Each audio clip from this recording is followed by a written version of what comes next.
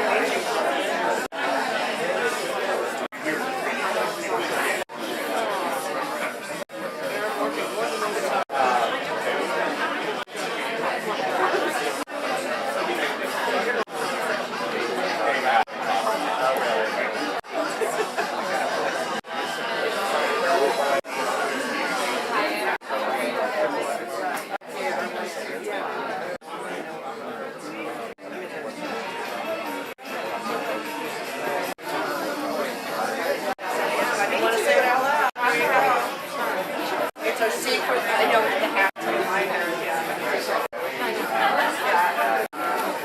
talked to a few. I know.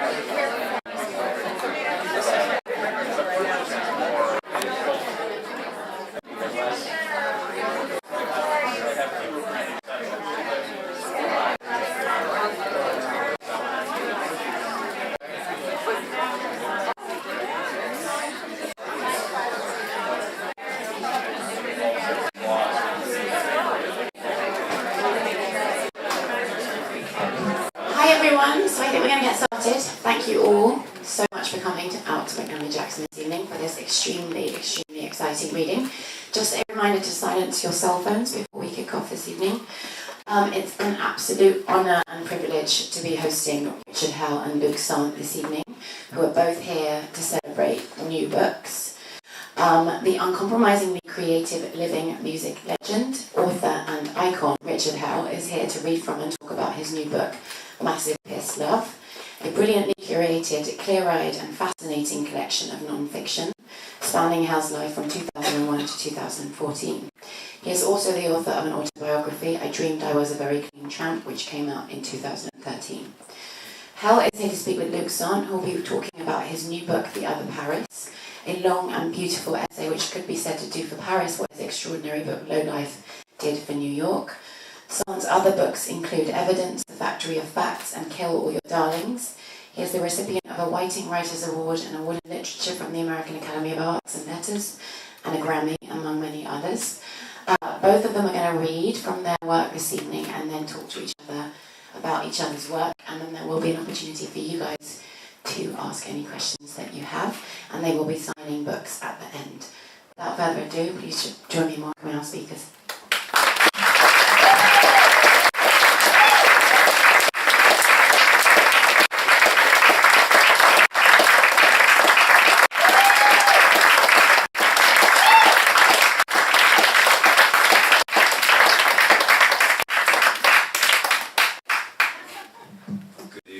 Thank you all for coming. Nice to see so many familiar faces.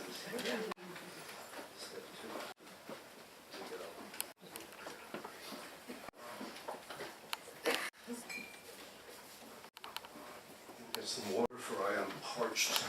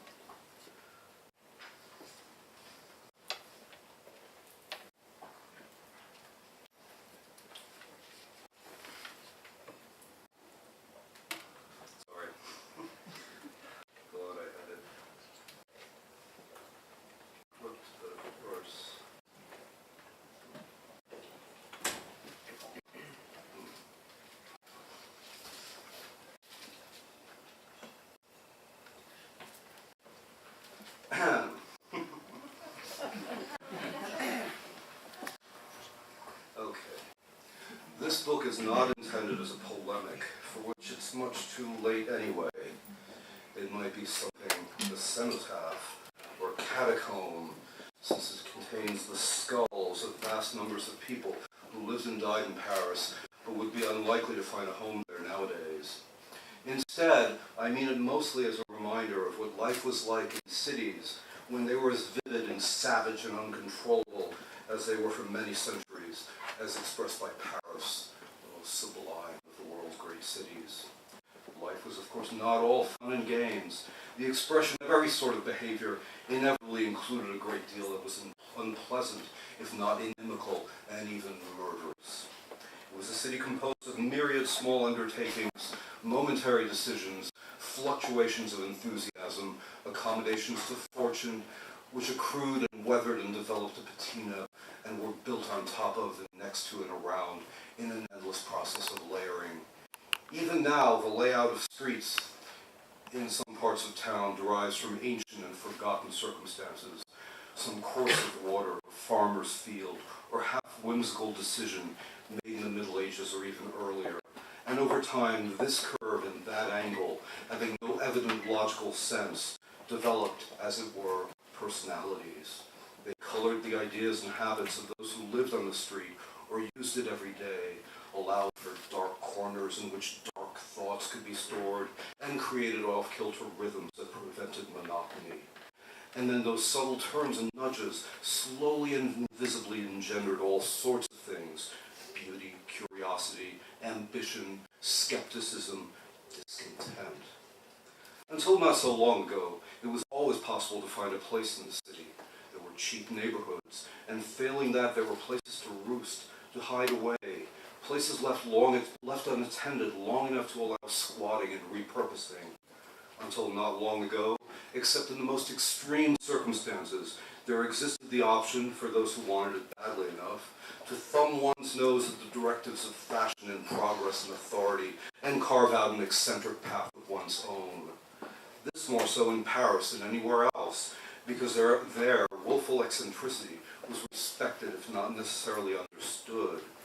Perhaps that remains an option, but has been driven indoors, out of the social realm, and it is progressively more difficult to pursue as the controlling interests of society have become ever more adept at shape-shifting and assuming the semblance of forces once opposed to them. Nowadays, anarchy means conformity.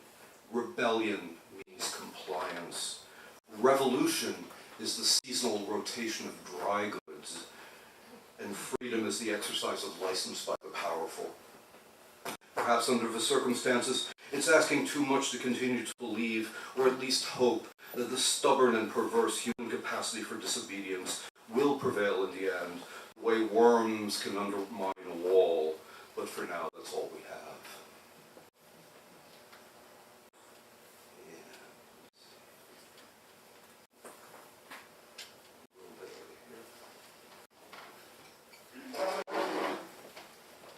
Let me just get comfortable for a second. Subways, man.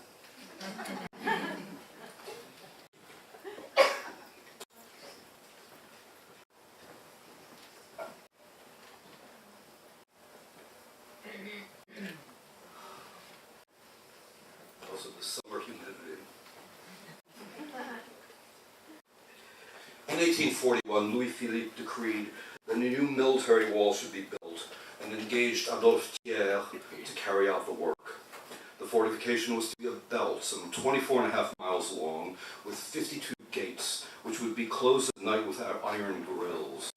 Inside the wall was a 500-foot wide buffer that in 1860 became the Boulevard des Maréchaux. On the outside, the wall projected a glacis, an artificial 100-foot wide slope, and beyond that lay another buffer, an 820-foot wide ribbon of terrain that was designated a zone non aedificandi, not to be built upon. The wall's circumference included a number of villages that would not be incorporated until 1860, and also amputated parts of the villages of Clignancourt, Montmartre, La Chapelle, Saint-Denis, and Saint-Ouen. Its dimensions, which more than doubled the previous size of Paris, established the city limits as they still stand. The present Périphérique highway follows the inner border of La Zone, although initially the wall simply imposed itself willy-nilly across blameless farmland and assorted wastes, its circumference determined by calculating the safest range to shield the city proper from artillery fire. The Prussian army proved otherwise in 1871, and demolition of the wall began to be discussed a decade later, although the process wasn't begun until 1919 and took another decade to achieve completion. In the meantime, the wall and its nimbus took on a life of their own. A lithograph by Daumier shows a peasant couple standing outside their tiny shack, surrounding by undulating emptiness. In the far distance lies a dome, Portillo, Val de Grace, or Invalides. They look pleased with themselves. And to think we're Parisians now. Many improbable scenes and landscapes were now folded into the urban sphere. Beet fields and vineyards, isolated folies and hunting lodges from the 18th century, railroad marshalling yards, rural villages that would not have looked out of place in Normandy or Champagne, wayside crucifixes, gypsy camps, scores of gaguettes, those are outdoor wine shops, rustic wine shops, that thrived outside the tax wall just months earlier, overgrown cemeteries, the huts of rabid trappers and beekeepers, and numerous stretches of unused land in various conditions of arability and desolation, of uncertain ownership.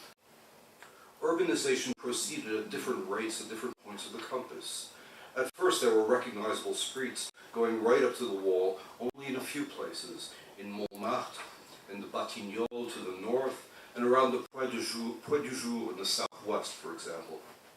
Soon enough, many of the gates sprouted businesses catering to truckers, primarily wine shops, cafes and brothels, and hodgepodge neighborhoods of tiny houses made of plaster, wood, brick, tin, clinker, which is the residue of coal combustion, or stacked sardine cans filled with dirt, or any combination of these. These coexisted with the parts of Belleville and the Batignolles that were being built up conventionally, using materials salvaged from housemen's demolitions in the center, and with clusters of the horse-drawn trailers used by the Roma and other travelers who migrated according to the seasons, and with wilder stretches inhabited by the sorts of people who preferred it not be known that they were inhabited. There were few paved streets, no streetlights, no sewers, or for that matter plumbing, and water had to be fetched from pumps or streams, sometimes a considerable distance away. As construction and land speculation within the wall proceeded apace, the more impoverished or legally compromised, or simply contrary, of those who lived on its interior fringes began gradually to move out to the zone, which was not to be built upon, but did not remain so for long. Initially, the zone was a sort of tundra, empty grassland with the occasional lone tree, crossed by trails like deer runs, two-story buildings visible here and there on the far horizon. It was documented more by painters than by photographers. Vincent van Gogh's The Outskirts of Paris, 1887, shows a vast plain with a windmill and a few barn-like structures in the distance. In the foreground, the confluence of two muddy paths, a tumble-down fence, and, incongruously, a cast-iron lamppost.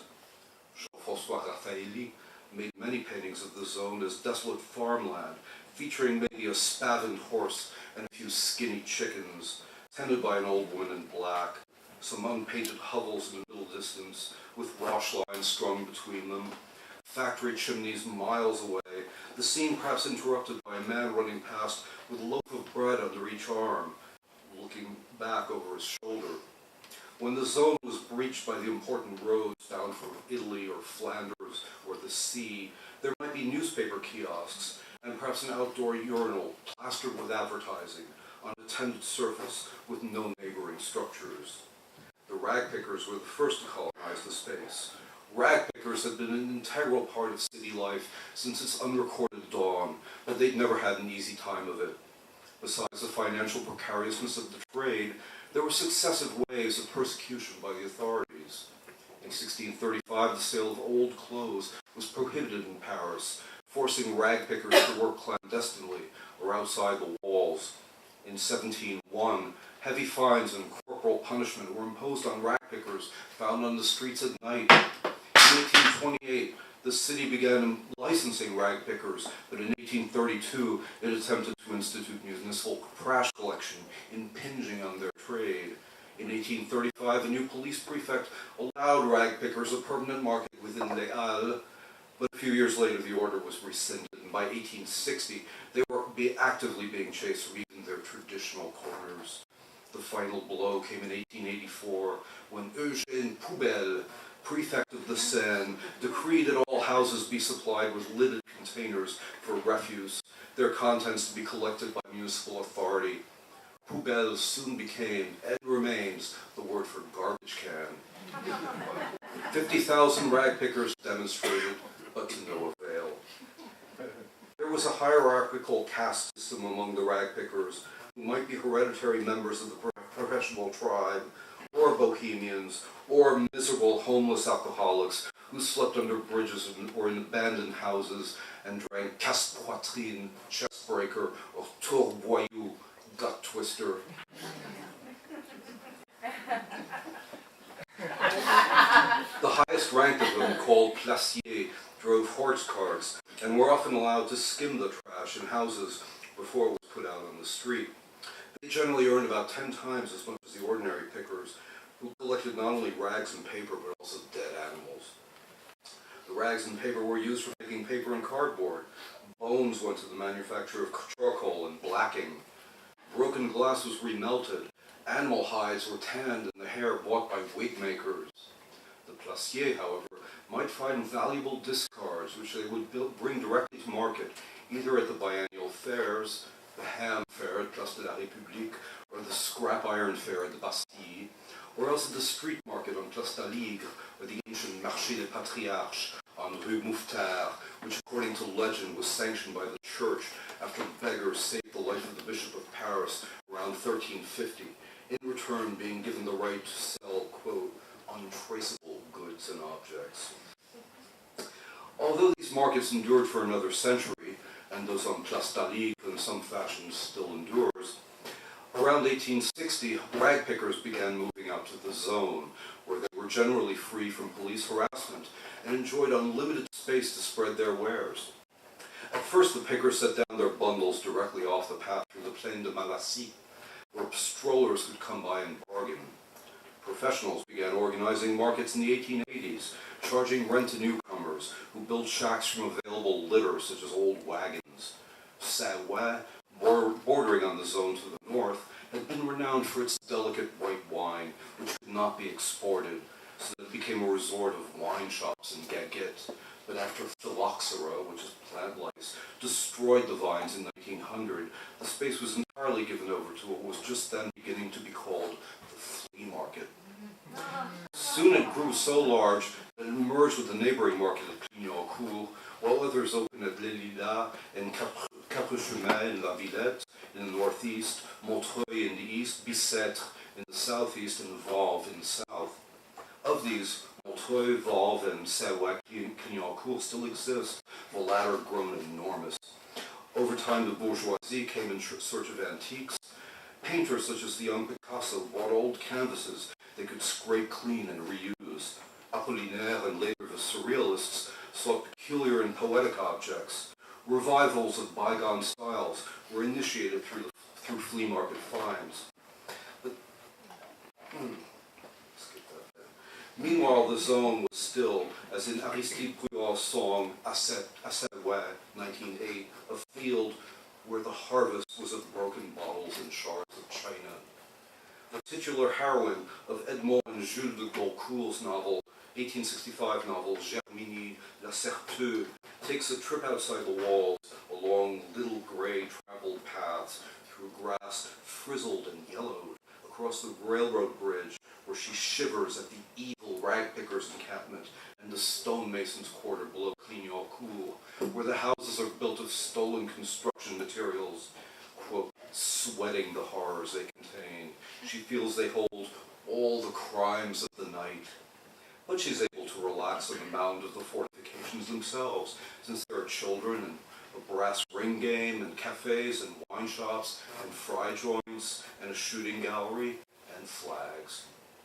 60 years later, the tireless flaneur André Warnoux went to Montreuil on a Sunday where, surrounded by an attentive audience, a blindfolded man predicts the future. Peddlers hawk their junk, probably the same trash travelers try to bribe Africans with. But they too are doing a roaring business. Behind canvas banners depicting grand tragic hunt scenes, for 5 sous you can see a live eagle, king of the beasts, poor fallen monarch who has a terribly hard time fitting his beak and his clipped wings into a horrible little cage. He drinks rude red wine at the Gaguette aux Petits Agneaux, which is painted red like the wine. Wine red or blood red buildings keep recurring in accounts and reminiscences of the zone. In Zola's L'Assommoir, the miserable hotel where we meet Gervaise and Lortier, a 2-story hovel next to the Poissonnière gate is painted wine dregs red. On the private side, the zone had many faces, most of them hidden. It was a community of squatters, after all, who never knew when some political decision might result in their being rousted.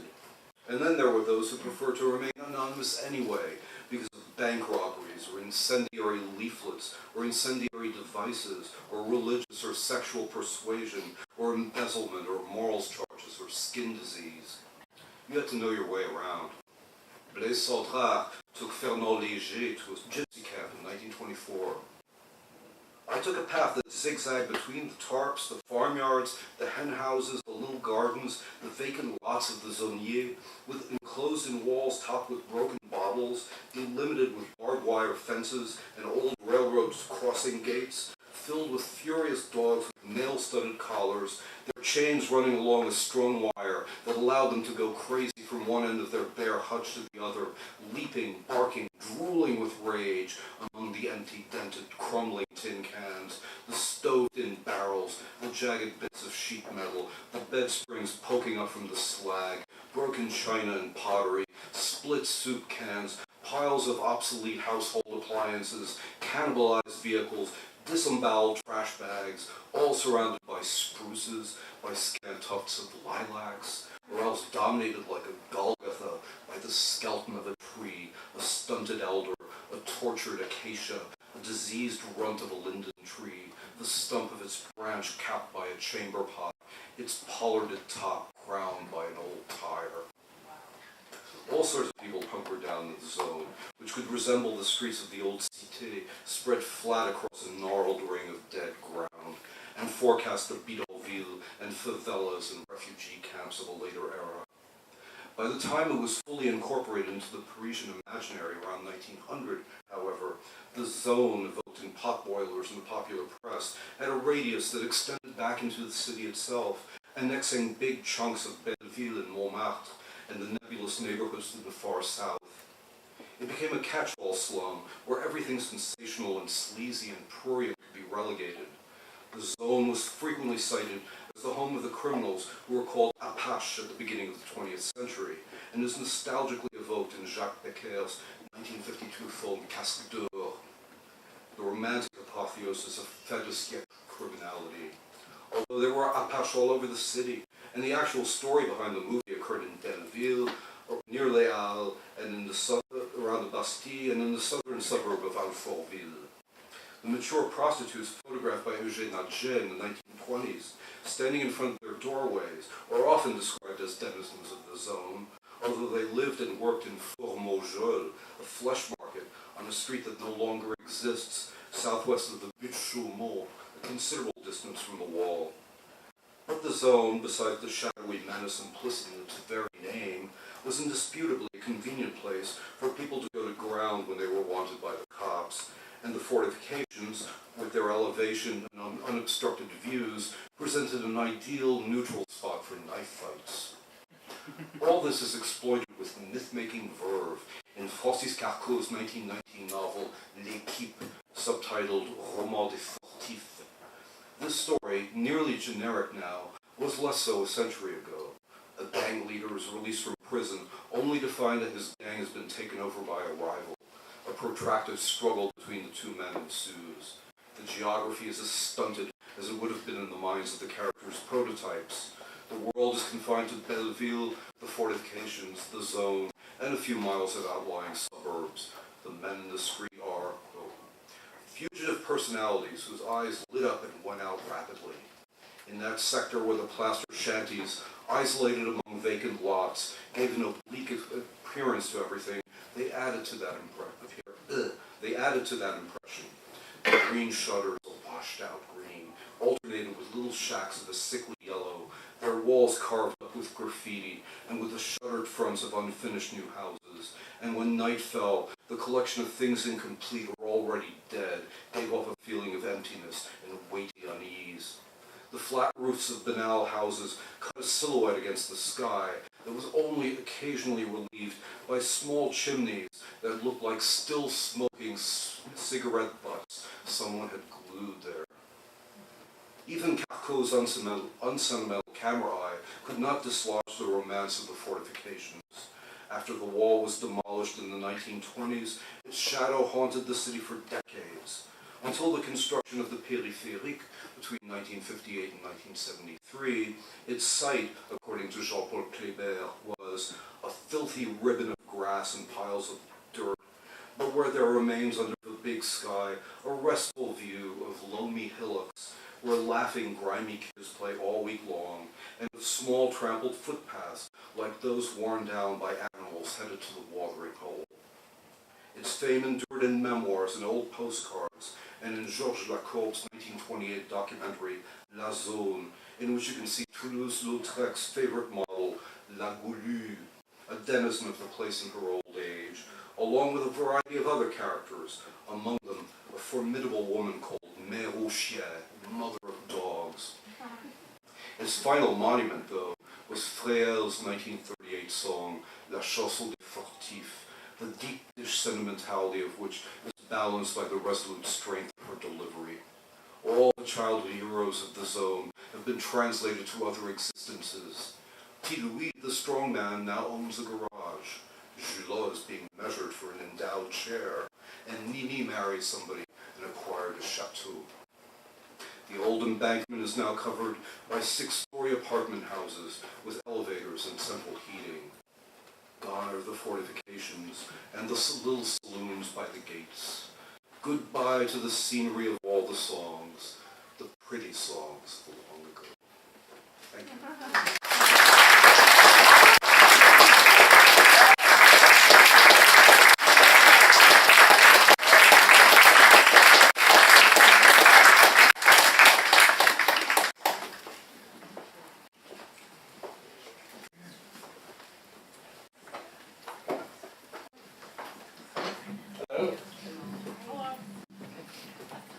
That was great. I'm such an admirer of Luke. It makes me so happy to be able to do this night with him. I mean, he's one of my favorite writers and thinkers.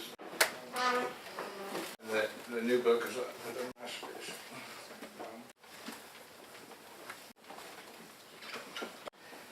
I'm going to read from my book just published, which is a bunch of journalism for the past 15 years. It's a lot of essays about movies and painting and even photography and books, the new books. I didn't know what to read tonight. I have this neurotic thing where I don't like to keep reading the same stuff, especially in the same area. And I've given a couple of readings in the Burroughs, and so I was kind of stumped. I read all the most irritating stuff, but I hit on a solution, which is that I'm going to read the 4 or 5 sort of obituary memorials that are in the book. And then I thought, do I really want to go all Patti Smith on them?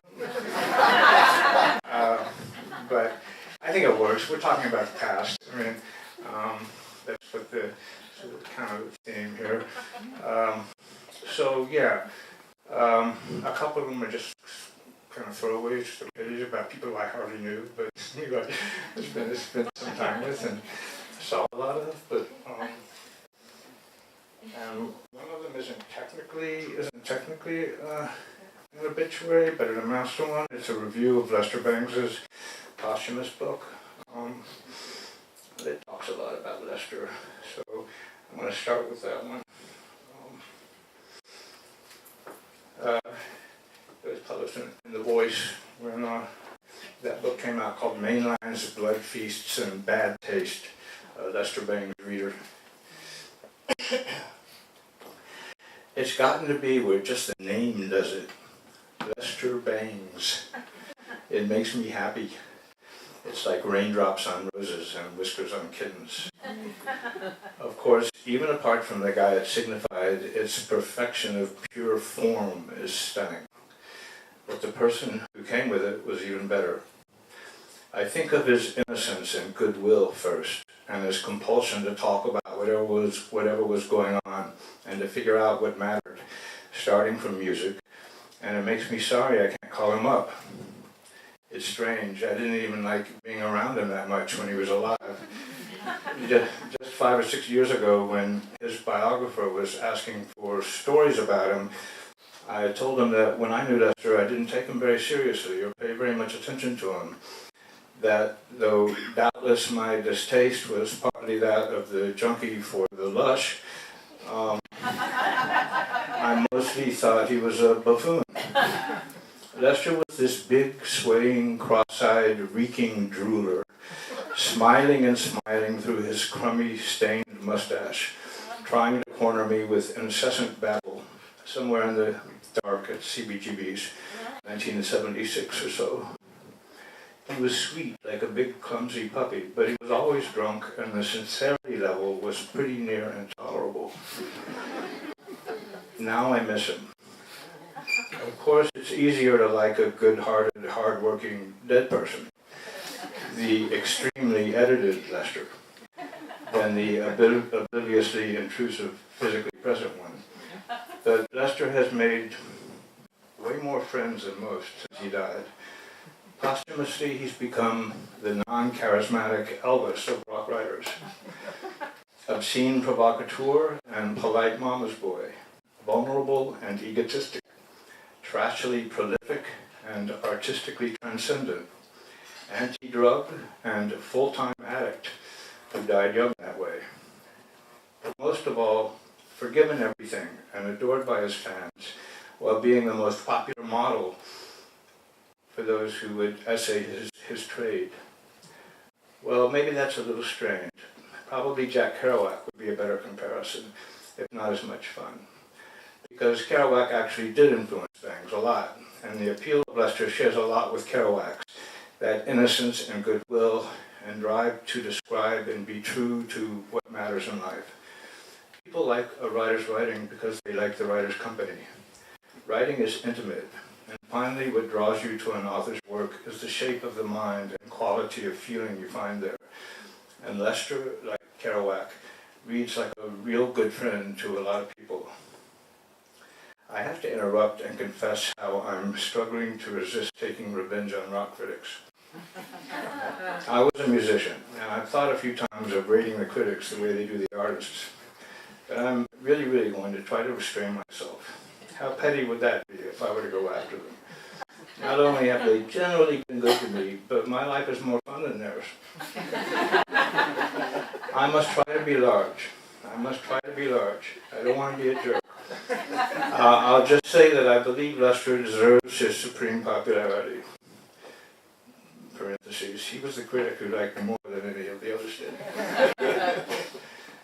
But I've got to go after the self-importance of the best-known worst of them a little. The rock writers naturally want to believe that their genre, like say the movie criticism of the cahiers du cinema writers such as Godard and Rivette, is sometimes actually the work of important artists. In fact, Greil Marcus, in the introduction to Bangs' previous collection of rock journalism, Psychotic Reactions and Carburetor Dung, wrote, quote, "Perhaps what this book demands from a reader is a willingness to accept that the best writer in America could write almost nothing but record reviews." Thank you, Greil Marcus. That line is typical of the way Marcus ruins good things by laying the burden of his pretentiousness on them. And it's true that writers as good as Patti Smith and Nick Tosches wrote about pop music seriously, with full respect and really well. But I don't see much justification for a line like Marcus's about Lester. Lester was lovable and perceptive, but the writing is wired thinking aloud. It's pure process. And my feeling is that Lester had too many blind spots and neuroses for writing that depends so much for its value on the shapeliness of his mind and reasoning. As with Kerouac, you go to Banks's work to be refreshed with your pleasure in the characteristic beauty of his mission and mind, to be reminded of the presence of a certain being that inspires and provokes. But it hardly matters what pages you read. All the appeal is in the tone and ethical aesthetic values, and you get them immediately. So a little goes a long way. Nevertheless, of all the most highly regarded rock journalists of his time, say Tosches, Chris Gow, Marcus, and the execrable and excremental Richard Meltzer, Lester was the only one who valued self-doubt, and who actually seemed to like the music more than he liked himself. Lester was a critic who reserved the right to be wrong, which seems to me admirable.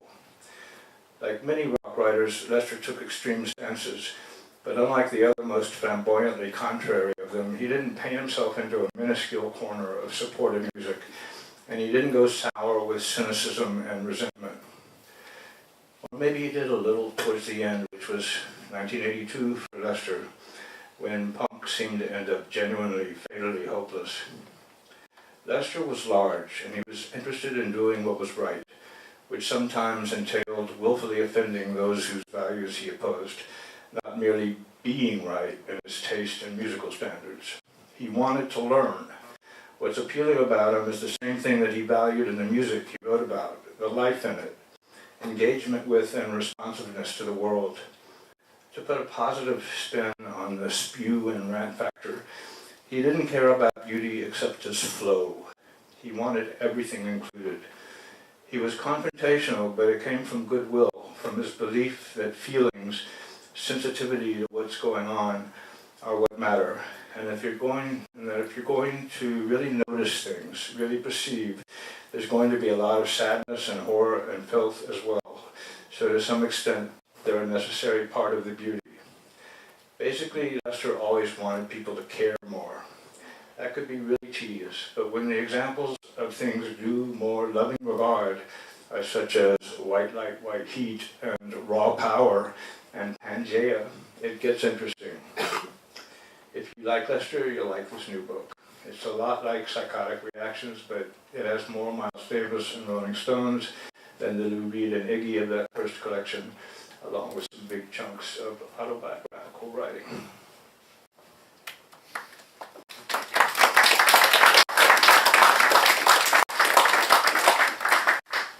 Thanks. Here's a little one that, like, throwaway ones about Joey Ramone that when they had a memorial for him shortly after he died, and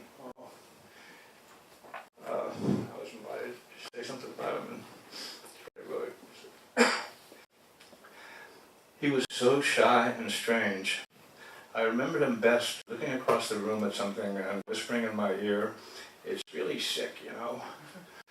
It's so great that people like the Ramones could be stars. It makes me proud to be an American. That and the Simpsons. They were one of the strangest groups in the history of rock and roll, like Roy Orbison with the Stooges doing Chuck Berry. A lot of rock and roll's been about uncool guys, people who are not accepted, willing themselves to be cool, like Burt Poor truck driving Elvis dressing like a pimp. He giggled at himself too, like the Ramones did. Elvis wanted to be a comic book superhero, and I think the Ramones kind of did as well. They all made it. What the hell were the Ramones trying to do? How much of it was calculated? How much could they just not help themselves? What possessed them to use that name? I know they wanted to be a kind of Bay City Rollers, a kind of hard boy group, and that's how come they all took the group name as the last name, or vice versa, and they dressed the same. But then, what were they thinking? The songs like, "Now I Want to Sniff Some Glue," or the Pinhead Fixation, "Gabba Gabba Hey." Without the big-hearted Ramon. He supported young groups, opposed oppressive Reagan-type rich people's politics. Quote, that which is not slightly distorted lacks sensible appeal. Baudelaire. I never sniffed any glue, but thanks to the Ramones, I feel like I have. I don't believe Joey died. I think he went back to Ramon, where everything is completely Ramon, and all Ramon, all Ramon, Ramon, Ramon.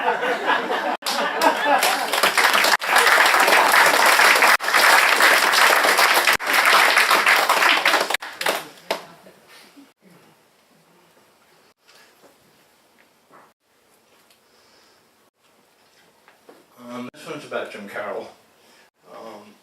It was another case where there was a memorial shortly after he died, which was at the St. Mark's Church, and this was 2010. And I was invited to help, and so this is what I wrote about him. I first knew of Jim when I was 18, which was when he was 18, since he's 2 months older than me. He already had out a great little pamphlet called Organic Trains. To me, Jim was a poet above all, one of the rare ones who was just jacked in to the underneath and always had been. It was one of those ordinary miracles of New York. Though at the time it pissed me off. The first personal memory I have of him comes from a year or so later. I told this story to a few of the people who were at his wake, and it's actually, I think, yeah, it's in my autobiography, so forgive me if you heard it before. But back then, at 19, Jim and I were both hanging out a lot, or were the boyfriends of a couple of great art world women who were about 15 years older than us. And these two women were each other's best friends. Patty Oldenburg, whom I was living with and who had recently separated from Klaus Oldenburg, and Clarice Rivers, who'd been married to Larry Rivers. One night, Patty was talking on the phone with Clarice and laughing and having a good time, and when she hung up, she told me that Clarice had Jim there in her bedroom and had him dressed up as a girl and was putting makeup on him. This was 1969. Sure, there was Holly Woodlawn and Jackie Curtis, but Jamie Carroll? At 19, I thought that was about as glamorous a poet story as I'd ever heard. A few years ago, when the incident came up between us, he said to me, quote, I have no shame about this stiletto-heeled foray into the anima. I made a really fine-looking chick when I was 18 and 19. Stiletto-heeled foray into the anima. All right, the man had a way with words. We gave a few readings together over the years. One of the very first, if not the first, was here in the church. It was a great reading and very memorable to me. For one, because I closed my reading with a short poem that ended with the words, quote, I want to fuck you in the ass so much. And afterwards, a tall blonde girl came up to me and told me how much she liked that particular poem. And we then saw each other for about a year. But it was memorable also because Jim read this amazing little segment of prose that he said came from the novel he was working on. Yeah, you know, this was back in mid-90s. Is that right? No, I think it was even earlier than that. Anyway, it was at least 20 years before the posthumous novel came out. That he said came from the novel he was working on. In it, the young protagonist named Billy is riding on a long-distance bus in the rain. The guy next to him introduces himself as being a writer. Billy, after a moment of detaching himself by staring out the window into the rain, turns to the guy and asks, how many people have you disappointed? The kid starts raggedly counting on his fingers and finally comes out with something like 7, maybe 8. Billy replies, I have disappointed thousands, literally thousands. If I understand correctly, he was still working on that novel when he died. Yeah, obviously this is before the novel was published. In the last 10 years, out of the blue, He sent me a series of emails a few times. He was kind of excited when he got his own email address, and he would mess around online. We didn't really hang out, and were even a little rivalrous when we were young. Back then, he would sometimes talk in interviews about knowing me when I was Richie Myers, and I was fat. I wasn't really fat, and no one but my mother and Jim ever called me Richie. When he was fooling around online and writing me, he found this page on my website where I answered a few questions that site visitors asked. One of them was, "What is your deepest shortcoming?" I said, "I'm self-absorbed and I don't care." That's true. Jim wrote me.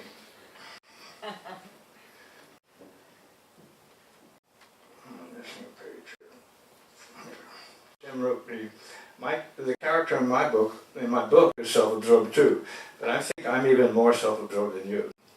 Back to work. I'll see you at some bullshit function we were both suckered into, and here I am. I have to insert, just because it's so typically great, the email lines he wrote me about Christo's Central Park artwork. The gates, quote, "I saw the Christo thing, pretty fucking big.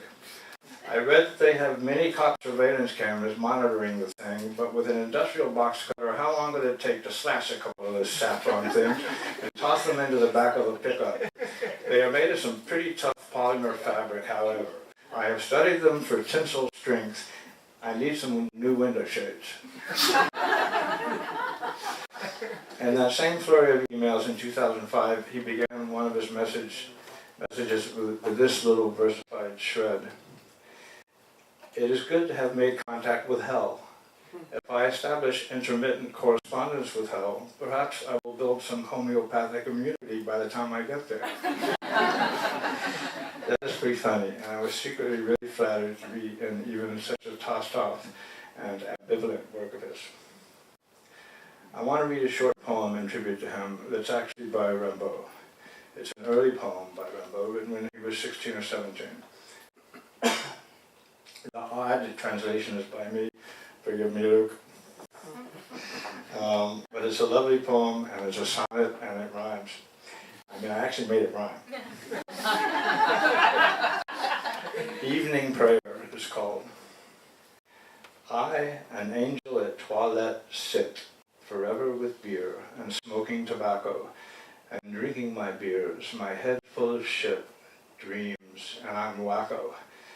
My head full of dreams that burn like phosphorus, heart like a hunk of raw torn wood, my head unwilling to act as the boss for us, sad heart crying its gold sap blood.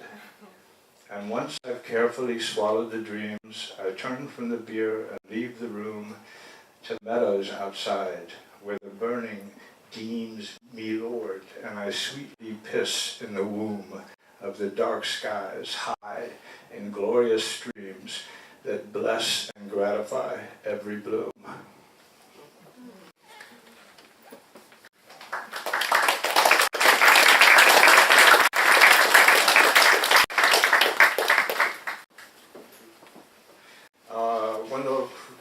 Another throwaway one, and then the last pretty short one. This one is for Hilly Christo, another case of public memorial.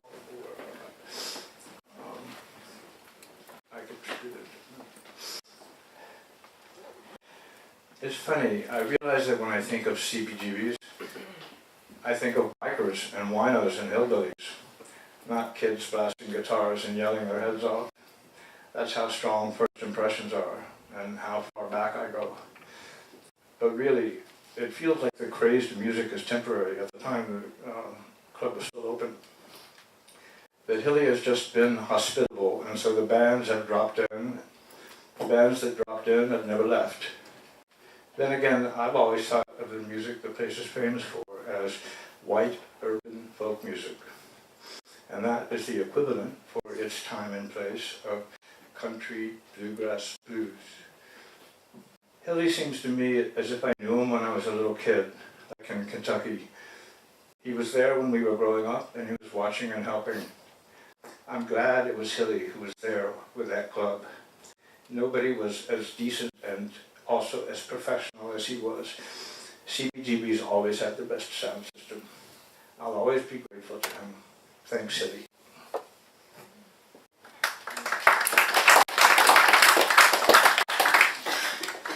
One last thing, it's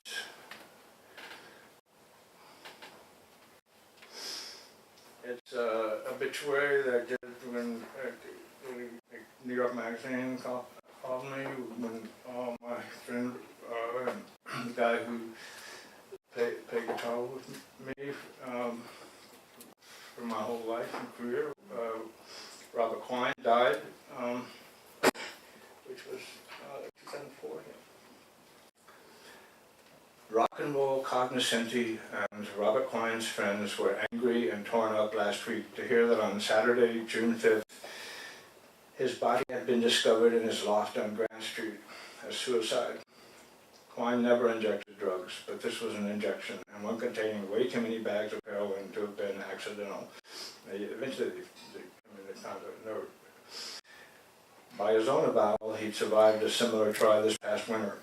He didn't want to live after the completely unexpected death by heart attack of his wife, Alice, last August. They'd been together since the mid-70s. I won't presume to try and analyze the factors contributing to his ceaseless, abysmal despair of recent months, but he'd never been exactly a cheerful person, though he was always one who had something funny to say. In fact, if you're not crying, it's hard to think of him without smiling, or possibly you could do both at once. Then again, he wasn't averse to provoking anger, and he was an angry person himself. It contributed to his magnificent guitar playing.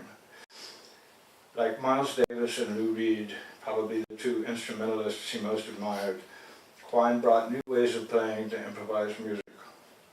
Quine had many influences, and he loved perpetuating them.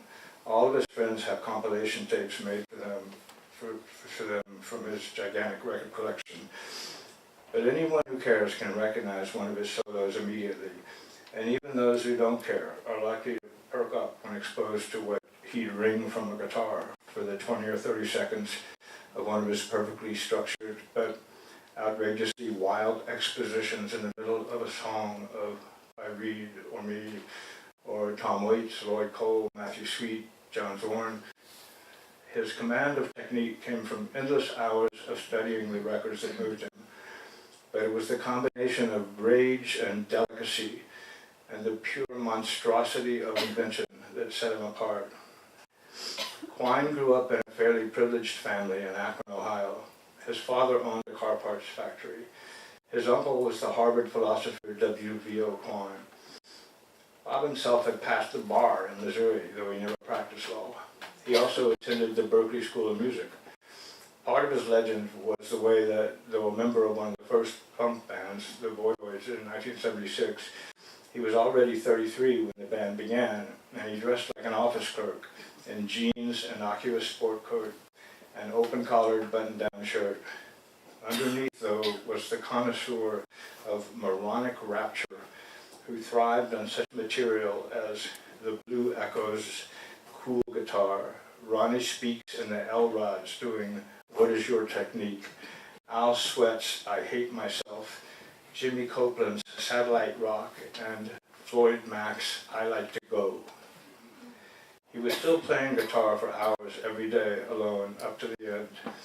All his friends wanted to help and called him often and got him out to eat, but he couldn't stop crying.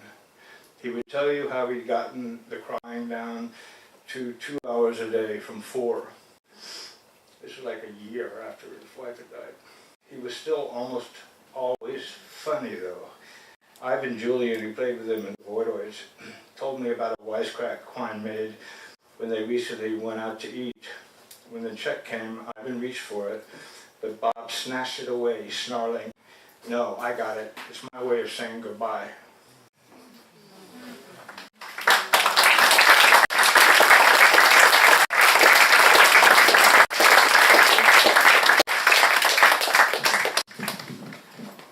So, Nick and I are going to talk to each other a little bit about our books.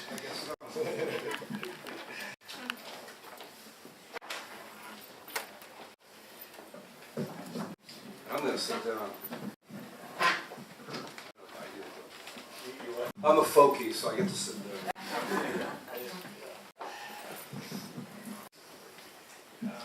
So that Quine piece is so devastating. I was thinking about him just today because I passed by going down 6th Avenue. Yeah, 6th Avenue. And just before you get to the IFC Center, there's, I forget what street that is, 4th or something, in the little corner of Cornelia Street. Yeah. And downstairs, there was this little tiny record store Subterranean, yeah. where he was always hanging out. And the whole thing is covered with scaffolding now, so that place is gone. Right. But that corner to me is Quine. It's yeah. like, Especially the last few years, it was like, it was always there. But I think your book is a total masterpiece. It's deathless. And can I start by asking something about it? Go around.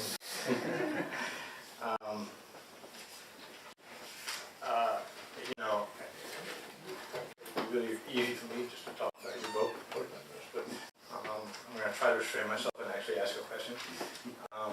But a funny thing was when I got your book to read, as you know, because I told you, I was reading Tris Tropiques, the Levi Strauss book, for the third or fourth time. It's one of my favorite books.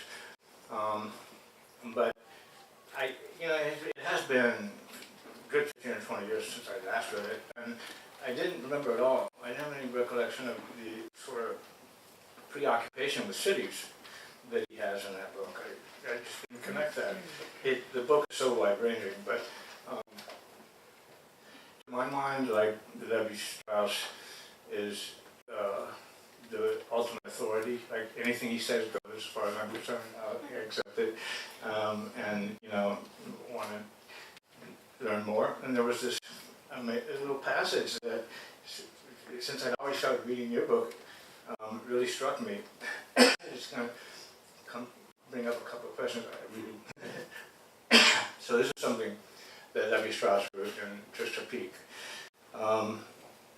So it is not in any metaphorical sense that we are justified in comparing, as has so often been done, a town with a symphony or a poem. They are objects of a similar nature. The town is perhaps even more precious than a work of art in that it stands at the meeting point of nature and artifice, consisting, as it does, of a community of animals who enclose their biological history within its boundaries and at the same time mold it according to their every intention as thinking beings. The town, in both its development and its form, belongs simultaneously to biological procreation, organic evolution, and aesthetic creation.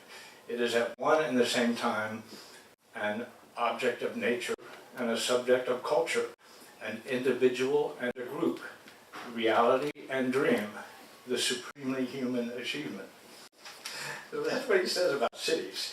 Yeah. And, that thought had never, ever occurred to me. I mean, obviously, I knew that I'd read it before, but to think of cities as being the sort of richest expression of humanity, it's kind of mind-blowing, and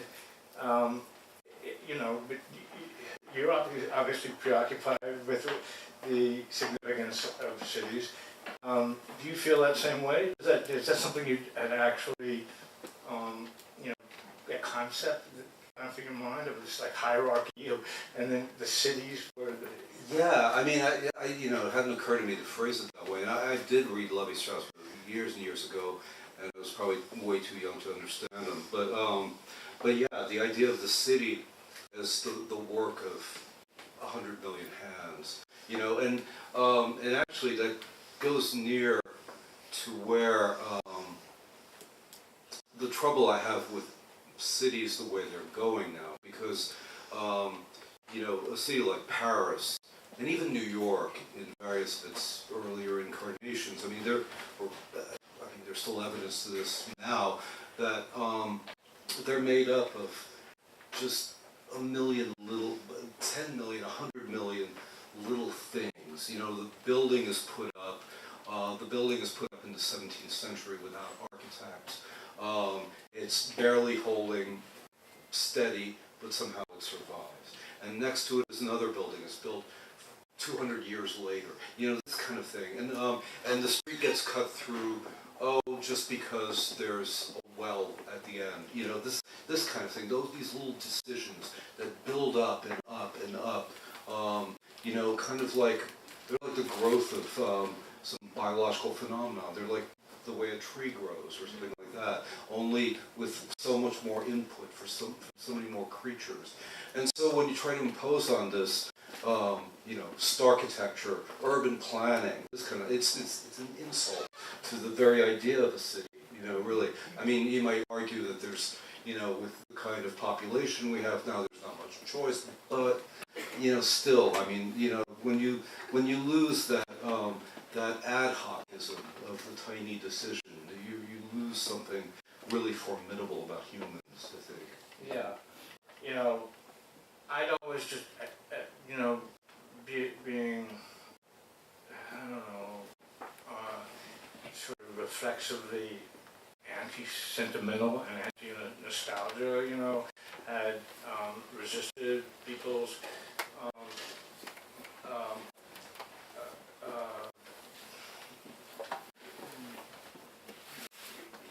the importance people gave of preserving features of cities, and that also being aware that, you know, often, for instance, in New York, that's what defines New York.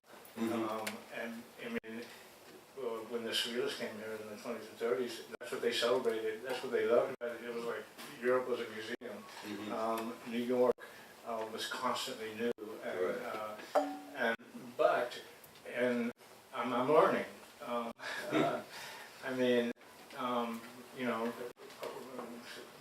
probably from you, but just from getting older, and also not being so stubborn,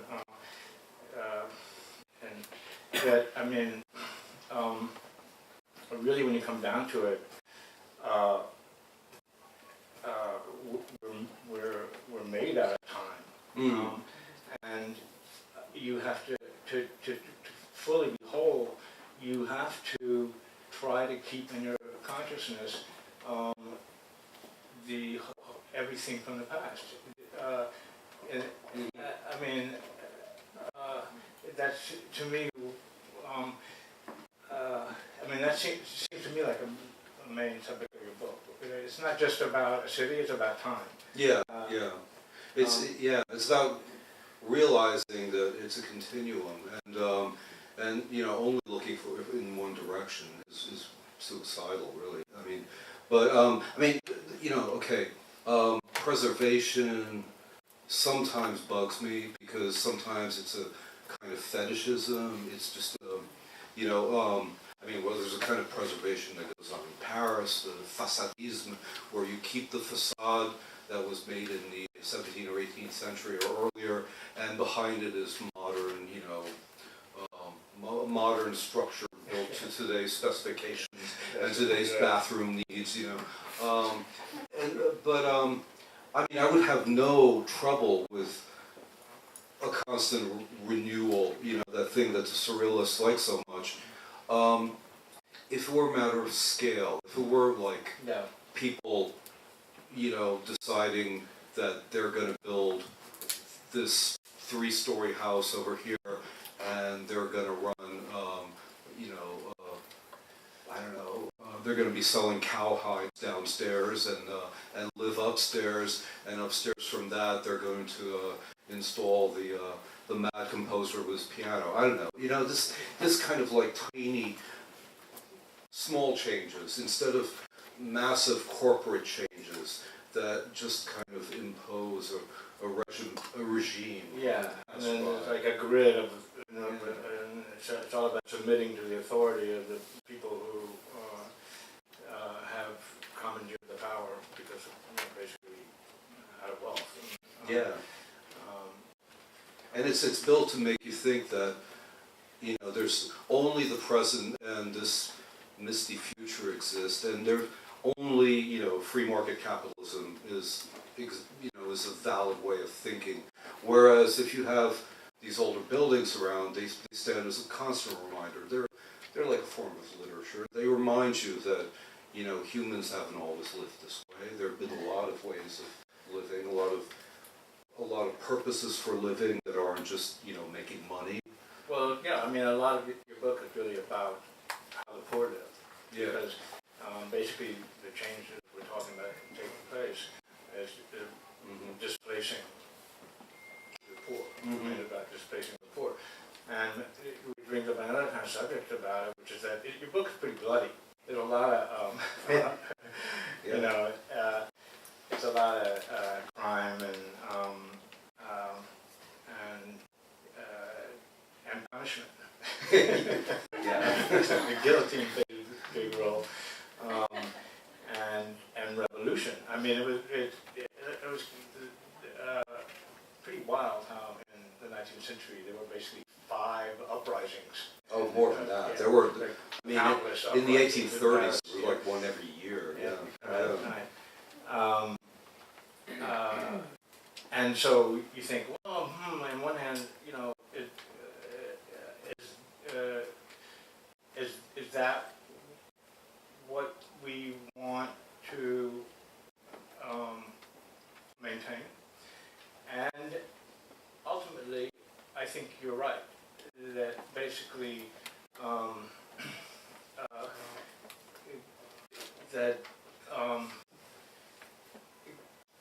like beauty comes with danger, and freedom is basically about you know, not having to submit to authority. I mean, And freedom is actually kind of sneaking around the back of authority more often than not. You know.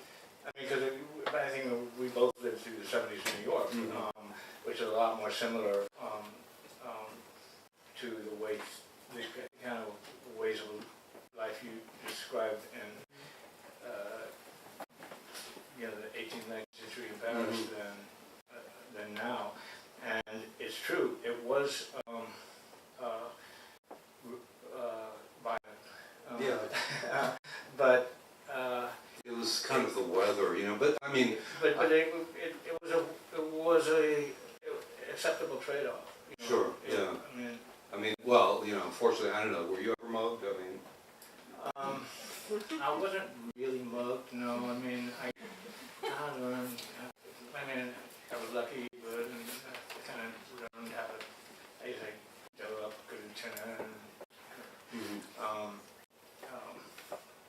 but the people I knew were, and somebody was... I mean, it happened, right? Yeah. And I was burglarized every year. Oh yeah, that happened. We lived in the same building for like 10 years, something like that.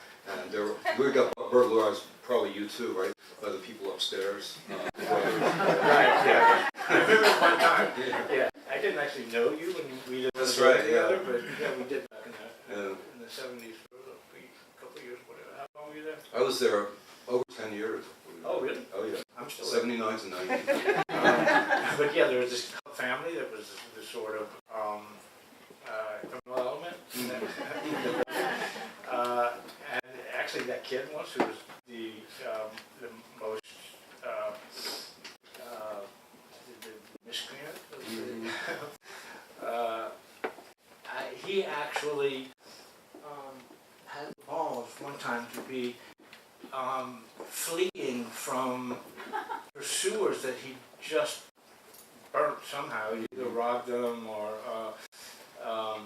it might have been the police. I don't know, but and I knew that he robbed me. He burglarized me before. He actually coming down the fire escape outside. I'm lying in bed in the bedroom. The fire escape on the bedroom room. And he actually bangs on the window like I'm gonna give him sanctuary. I woke up with him in my bed, my stereo in hand.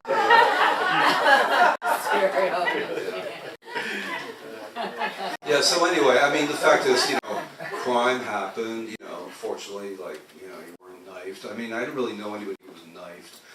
So it was burglary. was theft of property, you know, and that, well, it just goes along with human society. Theft of property is always going to be with us. So crime, you know, danger was something that lurked out there. It was like bad weather. I mean, you know, if you live in next to a field, there's always the possibility you'll be struck by lightning, but you don't move away because of the possibility that you might be struck by lightning. Yeah. So, you know, you just make accommodations to it. And everything is cheap because nobody wants to live there because they're That's right. except for you know, except we have like a little spirit of adventure, and then it creates this ferment of where, you know, it's where people who have ideas want to come. You know? Right. And, you know, but there was something else I was curious about. Read this and thinking about how, yeah, this is obviously something that interests you deeply, like the history of cities and the character of cities. Whether the experience of writing low life informed this in some specific ways, like you felt you learned somehow or noticed things from after having written it or through the experience of it that you know that would bring you to you know, approach any differently or anything in this book? Was there any? Well, I mean, besides that I learned to write less purple and to simplify, which is something I'm striving always to make my writing more simple. But besides that, I mean, you know, part of it was just, I love the purple stuff. I mean, purple doesn't necessarily mean complicated. I mean, it can still be simple and purple. I like the simple purple. sounds like. Well, you know, the thing is that they're such very different cities, Paris and New York. You know, but Paris was a world city when Manhattan was inhabited only by the Lenni Lenape and didn't have a name that appeared on maps, you know. But still, there's a lot of similarities in the subjects of the two books. I mean, it's about the poor and Sure, of course, you know. underneath, you know, Because, that well, most history doesn't include. You know. right. I mean, you know, the poor, I mean, they're my people, right? I'm from the working class, all the way back, both sides. And furthermore, I'm bored by good manners and good taste and all that kind of stuff, really. I mean, that, you know, and reading about Paris, you know, the city of elegance and discreet charm and all that is just, well, to use a French idiom, c'est pour dormir debout, it's to sleep sitting up, you know, standing up. But, you know, the thing is, too, that New York was covered by the yellow press, and you can't really trust any of the 19th century accounts. I mean, so many things, like, so many things that are in low life, historians have decided were probably fake. Like, there probably wasn't a gang called the Dead Rabbits. It was probably an invention of the press. Some hack down on Park Row one sunny day made them up. There's a bank robber who figures in the book, too, named George Leonidas Leslie. Total invention. There's no record that he ever existed. But in Paris, by contrast, I mean, every niggle and jot of the landscape, every story, every anecdote is covered by multiple people. You know, this, for example, there's this, like, dive near Les Halles called Porniquet, which was, you know, like, the real, like, it was the real dive where they, for example, had a system of water jets that would, when the fight broke out, if they didn't stop, they turned the water on, you know, and by and by it became a tourist attraction. But the thing is, this place, if you're in New York, it could have been made up by some press hack, but over there it's recorded by Nerval wrote about it. You know, there's like multiple accounts, and multiple accounts by really good writers who are perceptive about these things. So it's, you know, it's an embarrassment of riches when you start looking into the history of Paris. Well, that brings up another thing I was wondering about.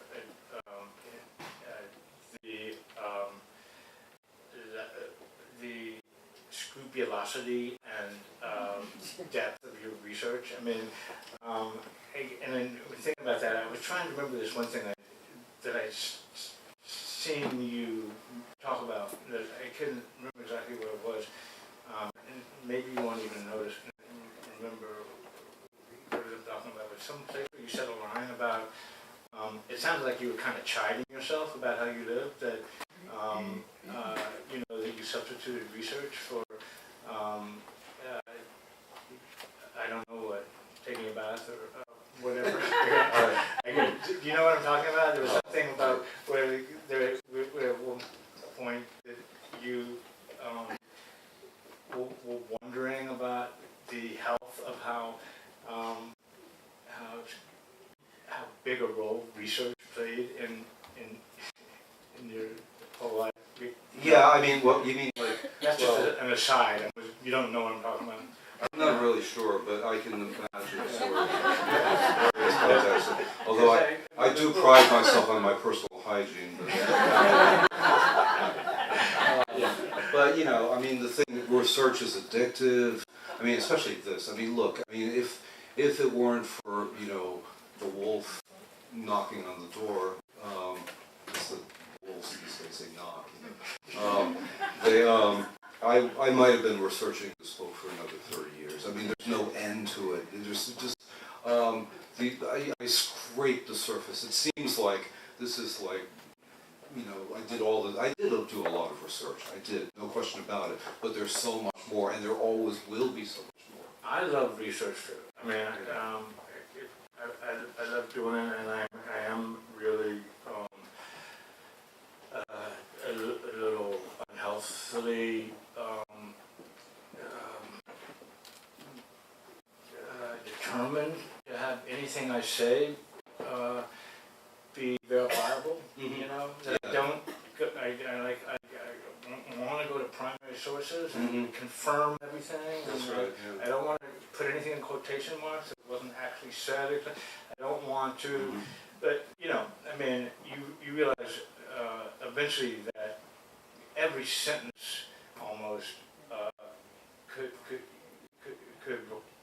you could spend hours confirming the. I mean, you always have to draw a line at some point, just like you were saying. But there was one particular thing in I mean, you inspire the most confidence for your credibility. I mean, I don't know exactly what it is about those books, but somehow you know that it's as accurate as you can possibly hope. That you know, there's this whole serious ethics of scholarship going into it.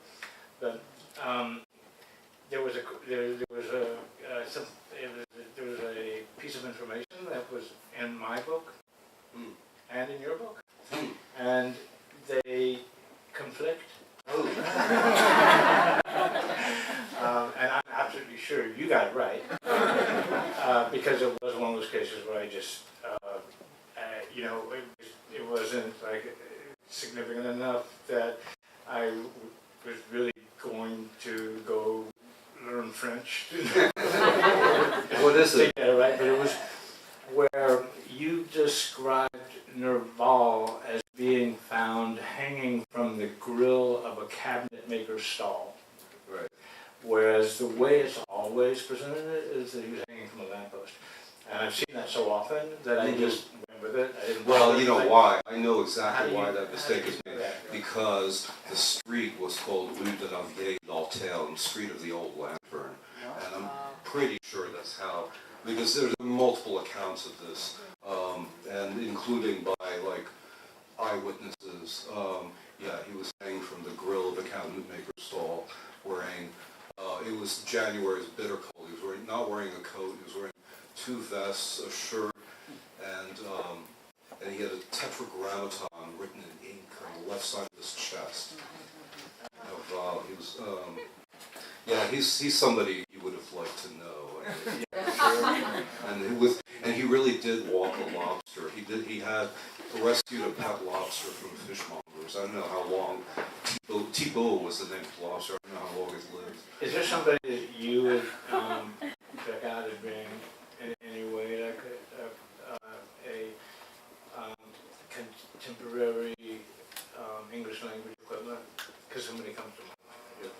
contemporary English language equivalent of Nabal? Yeah, in a little, you know, I mean, lots of ways doesn't apply, but, Gee, I don't know. John Wiener's. Oh, John Wiener's, yeah. No, totally, really, Yeah. that's a very good one, yeah. And not enough people know his work. The Hotel Wembley poems. Yeah. But hell, man, we've talked for a long time. So should we take questions from the people? Yeah, that's what the schedule is we now do a quick Q&A and then we sign books. So, does anybody have a question? We do the books? Yes, sir. You know, in New York, there's this habit of now having districts named for everybody by, real estate interests. Is there anything like that going on in Paris? Districts named for people? Well, you know, like Nolita and all that kind of stuff. Oh, yeah. Yeah. That always happens. That always happens, but I mean, in Paris they don't have to. See, the thing is that like this happens in New York for two reasons. One of them is that there are old names that are insalubrious or whatever, like Hell's Kitchen. They try to make that into Clinton, and nobody, to the best of my knowledge, ever referred to Soho as Hell's 100 Acres after the 19th century. But also you have all these like bits of neighborhoods that have never had names, like Nolita or Tribeca or something. Whereas in Paris, like practically every intersection of three streets has a name that goes back several hundred years. Question? Anybody? No questions? Okay. No question. Go to sign books. I guess. Yeah.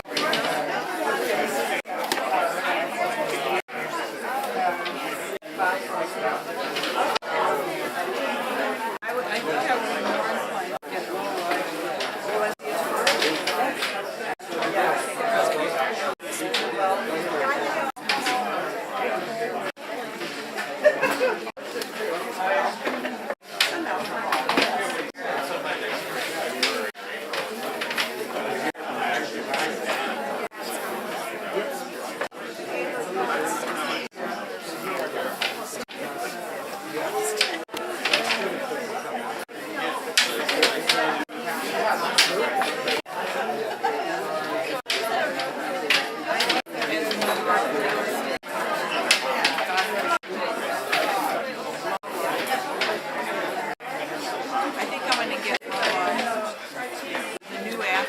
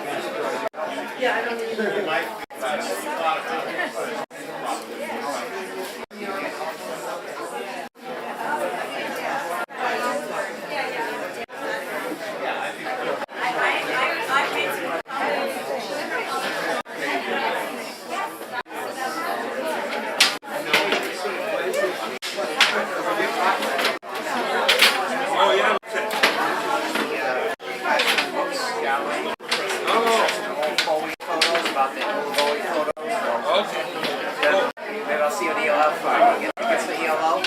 Jim is playing the ELL thing. Class on Friday. I got tickets. Alright, cool. Alright, I'll see you again.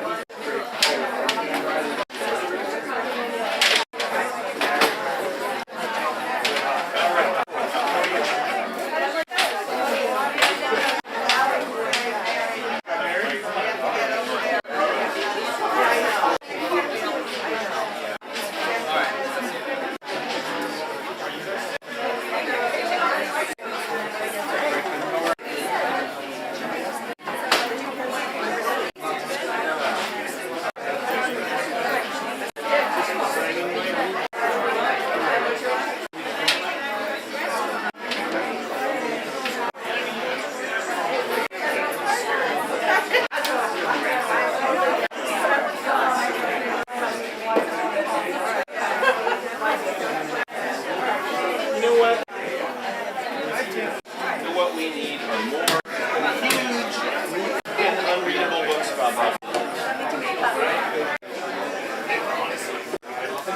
This one looks nice. Yeah. I mean, it looks like Mojo. You know, the better they look.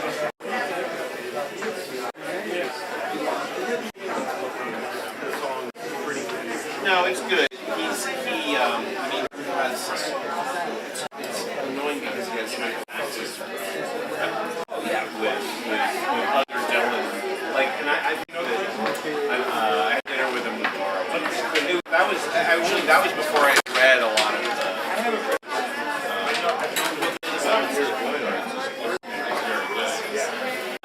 But it is, but it's